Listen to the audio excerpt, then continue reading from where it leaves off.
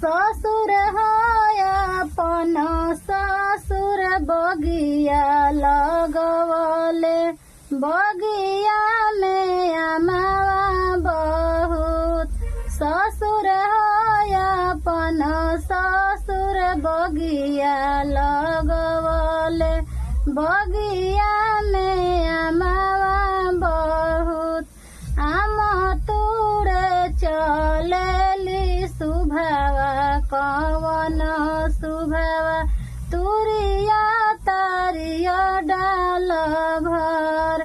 आम तोड़े चलेली सुभावा कवन सुभावा तुरिया तारिया डाल भर।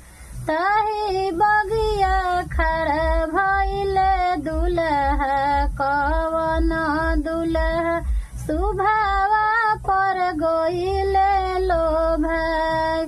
ताही बगिया खड़ा भइले दुल्हा कवन दुल्हा सुभावा पर गइले लो भाई। के कर हवा तू नाती पारा नाती के कर बहिनी के भाई। के कर हवा तू नाती पारा नाती कवन बहिनिया के भाई। दादा के हई हम नाती पारा नाती आपन बहिनिया के भाई। दादा के हई हम नाती पारा नाती आपन बहिनिया के भाई।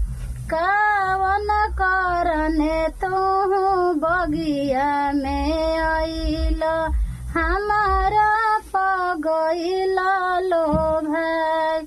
कवन करने तू बगिया में आइल हमारा पगइल लो भाई। आम तुड़न हम बगिया में आइनी तोहारा पगइनी लो भाई। आम करने हम बगिया में आइनी तोहारा पगइनी लो भाई।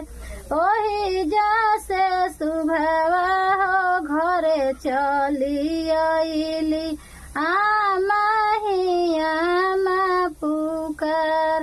केने बारू आमा हो हमरो सोहागिन आमा बगिया में के बारे खा।